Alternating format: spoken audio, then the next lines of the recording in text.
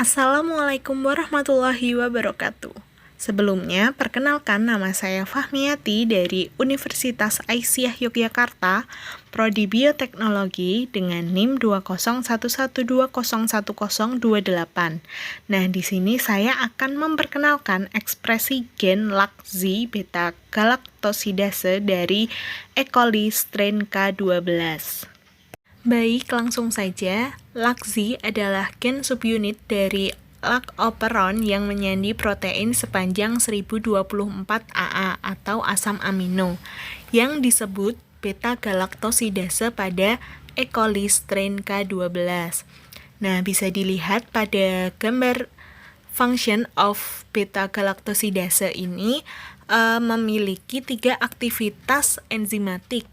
Nah, yang pertama itu ada galaktosidase dapat membelah disakarida laktosa untuk membentuk glukosa dan galaktosa yang kemudian dapat memasuki glikolisis. Nah, yang kedua, enzim dapat mengkatalisasi transgalaktosilasi laktosa menjadi alolaktosa. Dan yang ketiga, alolaktosa dapat dipecah menjadi monosakarida. Dan ini adalah alolaktosa yang mengikat reseptor LAC-Z dan menciptakan loop umpan balik positif yang mengatur jumlah galaktosa dalam sel. Nah, berdasarkan data NCBI, beta-galaktosidase ini merupakan nukleotida di mana nukleotida ini dapat diekspresikan gennya melalui PCR. Apa itu PCR? PCR atau polymerase chain reaction merupakan suatu proses sintesis enzimatik untuk mengamplifikasi nukleotida secara in vitro. Metode PCR ini dapat meningkatkan jumlah urutan DNA ribuan bahkan jutaan kali dalam jumlah semula, sekitar 106 sampai 107 kali. Lalu pada proses PCR ini menggunakan alat yang bernama termosiklus, sebuah mesin yang memiliki kemampuan untuk memanaskan sekaligus mendinginkan tabung reaksi dan mengatur temperatur untuk tiap tahapan reaksi. Begitu. Nah, selanjutnya adalah komponen PCR. Komponen PCR terdiri dari DNA sampel, primer, nukleotida, tag polymerase, mix buffer, dan PCR tube. Itu nanti akan di mix atau dimasukkan ke mesin PCR.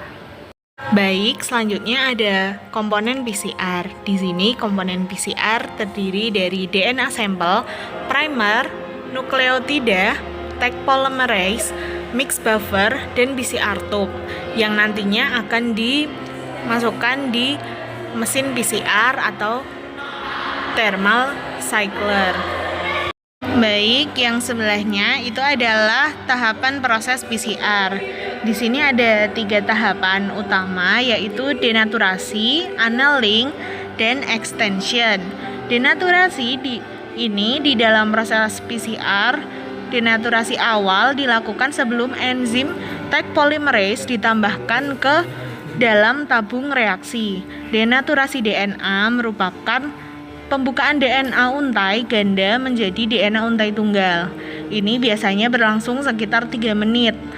Untuk meyakinkan bahwa molekul DNA terdenaturasi menjadi DNA untai tunggal, DNA denaturasi yang tidak lengkap mengakibatkan DNA mengalami renaturasi atau membentuk DNA untai ganda lagi secara cepat, dan ini mengakibatkan gagalnya proses PCR. Adapun denaturasi yang terlalu lama dapat mengurangi aktivitas enzim tag polymerase. Aktivitas enzim tersebut mempunyai waktu paruh lebih dari 2 jam, 40 menit, 5 menit masing-masing pada suhu 92,5, 95, dan 97 derajat Celcius. Lalu yang kedua ada annealing atau penempelan primer. Kriteria yang umum digunakan untuk merancang primer yang baik adalah bahwa primer itu sebaiknya berukuran 18 sampai 25 basa, mengandung 50 sampai 60% G plus C dan gizi konten. Dan untuk kedua primer tersebut sebaiknya sama. Nah, sequence DNA dalam masing-masing primer itu sendiri juga sebaiknya tidak saling berkomplement, karena hal ini akan mengakibatkan terbentuknya struktur sekunder dan primer tersebut dan mengurangi efisiensi PCR. Waktu annealing yang biasa digunakan dalam PCR adalah 30 sampai 45 detik. Semakin panjang ukuran primer, semakin tinggi temperaturnya. Kisaran temperatur penempelan yang digunakan antara 36 derajat Celcius sampai dengan 72 derajat Celcius. Namun suhu yang biasa dilakukan itu adalah antara 50 sampai 60 derajat Celcius. Nah, yang ketiga itu ada extension atau pemanjangan primer.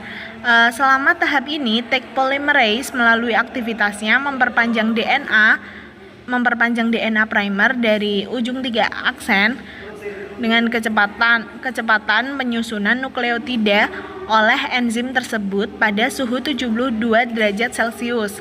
Diperkirakan 35 sampai 100 nukleotida per detik, bergantung pada buffer, pH, konsentrasi garam, dan molekul DNA target. Dengan demikian, untuk produk PCR dengan panjang 2000 pasang basa, waktu 1 menit sudah lebih dari cukup untuk tahap perpanjangan primer ini. Biasanya di akhir siklus PCR, waktu yang digunakan untuk tahap ini diperpanjang sampai 5 menit sehingga seluruh produk PCR diharapkan terbentuk DNA UT ganda. Baik, selanjutnya hasil PCR dapat dilihat dari uji kualitatif dan uji kuantitatif. Di sini uji kualitatif adalah metode standar yang digunakan untuk identifikasi, pemisahan, dan verifikasi fragmen DNA dengan menggunakan elektroforesis gel agarose. Sedangkan uji kuantitatif DNA adalah analisa untuk menentukan kandungan atau jumlah DNA yang terdapat dalam suatu zat atau komponen zat yang sebelumnya telah diketahui keberadaan DNA plasmidnya dalam larutan, contoh dengan uji kualitatif. Baik, itu saja dari saya. Sekian dan terima kasih.